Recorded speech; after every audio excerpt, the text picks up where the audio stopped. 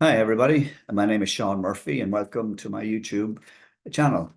I teach Irish history, and I've got a couple of programs. One is simply a chronological history of Ireland from beginning to end. And the second course is I take each of the 32 counties and give a 4-week history of those.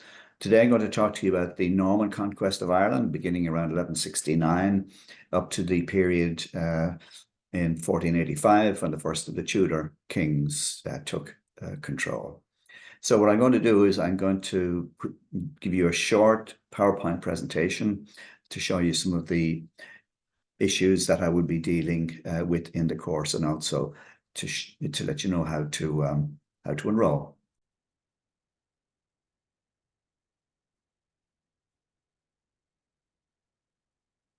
So now I'm going to bring you on a little journey through the period in which the course will cover. Just a couple of quotes to begin with to give you a flavor of what's involved. Now, some people call it a conquest, other people call it an invasion, and I'll be going into the issues around that. Here's a quote from Pope Hadrian IV, who was one of the supporters of the conquest or invasion.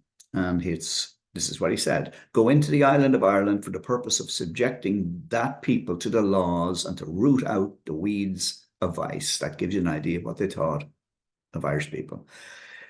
This is another quote from somebody who wrote a piece of work. It was a commentary at the time. And this was what he said about the Irish people. He said, "They, the Irish, think that the greatest pleasure is not to work, and the greatest wealth is to enjoy liberty."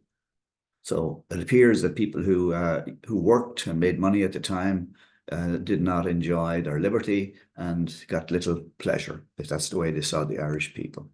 Anyway, the course covers the following: a background to the arrival of the Normans, the period immediately following the arrival, then the expansion of Norman interest in the country. Then, of course, the Irish people rebelled. So there was a Gaelic resurgence in the 14th century. I'm going to have a look then at the impact of the Norman Conquest, the role of the major Norman families, the Fitzgeralds, Butlers, de Burghs, and de Lacys, and it will end at the start of the Tudor period. Here's, if you like, a little history of Ireland in maps. The one on the left shows Ireland in 1014. 1014 was the year in which the Irish decisively defeated militarily the Vikings, and then for a period of 150 years up to the arrival of the Normans, there were no further invasions in Ireland. The middle one is around 1250, about 60, 70 years after the Normans arrived, and you can see that it's color-coded. The blue and dark blue are where the Norman lords ruled. And then 1450, you can see that by this stage, the Irish have recovered substantial amounts of the land, and the English now are restricted essentially to that area called the Pale. The purple areas are still controlled by Anglo-Irish lords.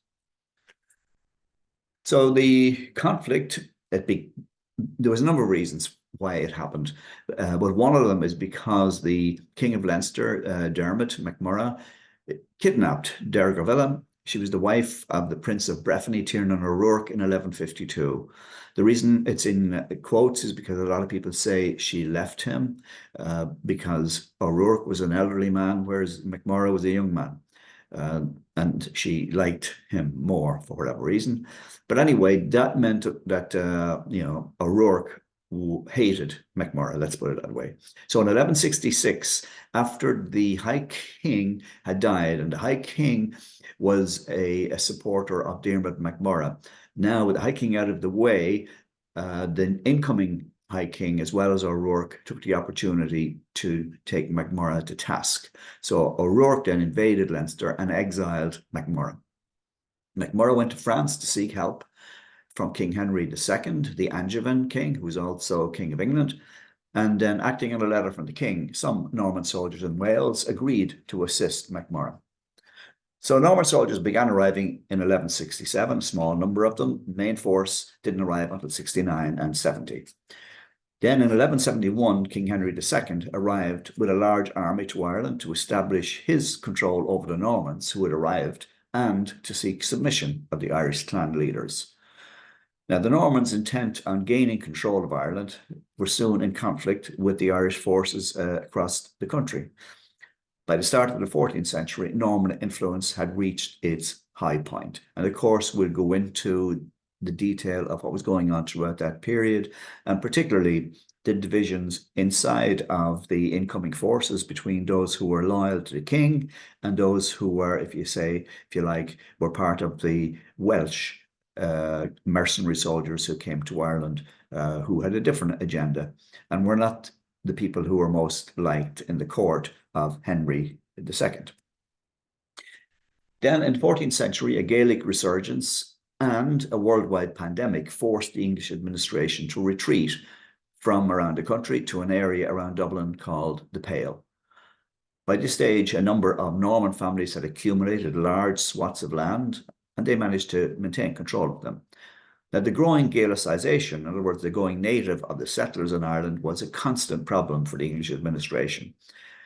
In 1366, the Irish Parliament, meeting in Kilkenny, and instructed, obviously, by the English Parliament, they issued what were known as the Statutes of Kilkenny. Now, the intent of the statutes was to make it illegal and punishable for the English in Ireland to speak the Irish language, marry an Irish person, play Irish games, hire Irish entertainers, ride a horse the Irish way, wear your hair the Irish way, anything. Now, think about it for a moment. The English in Ireland at this stage, many of them were second and third generation Irish and naturally spoke English. But anyway, the English wanted to maintain cultural superiority, and they wanted to ensure that they would in time be able to take control of the culture of the island. So when the Normans then lost their remaining lands in France, because at the time that they invaded England in 1066, they had a huge swath of land called Normandy in France, and they had territory, further afield as well. But over the years, they ended up losing it all. That meant that a lot of Normans then came to England, which is a small country, and there was limited opportunities for them to gain land in England, and the only way they could do that was essentially to fight among themselves. So we ended up with the War of the Roses, which essentially was 100-year of war in England to decide which sections of the Normans and Anglo-Saxons would control England. Now, during this time, there were various initiatives that sought greater independence from England by the Anglo-Irish at the time, and they did that in return for service in one or other of the armies at war in England. Unfortunately, there were people on both sides in Ireland, and you ended up at times with fights in Ireland, battles in Ireland, paralleling those that were happening in England by supporters of both sides who were at war in England. Now, during most of the period, the Fitzgerald dynasty held great political power in Ireland as an upholder of English interests. The Fitzgeralds, like the Burkes and some of the others, became what was described as more Irish than the Irish themselves. Now, this was what the English said. This was not something that the Irish said, but this is what the English said. And as a result, they became the prime initial target for the incoming Tudor, King Henry VII. Now, the ending of the War of the Roses saw a relatively unknown contender to reach the pinnacle of English society. The Tudors were way, way down the lists of people who were likely to become crowned king or queen of England, but because the 100-Year War had devastated so many of the royal families in England, the Tudors made it to the top. So here's my courses, and here's how to contact me. So my email is my name, seanmurphy630@gmail.com, and my website is irishhistory.online. The courses are on Thursdays, February the 8th, 15 to 22nd, 29. The history of County Dublin, the city and county of Dublin, is from 6 to 7:30, and then the Norman Conquest follows. All presentations are live on Zoom. The courses are also available via recordings for those who cannot attend. And each course will be 4 weeks. Each course registration fee is $100. So if you If you'd like to find out more, please find a way to contact me or leave a comment on my YouTube channel. And I hope I would see some of you in the not too distant future.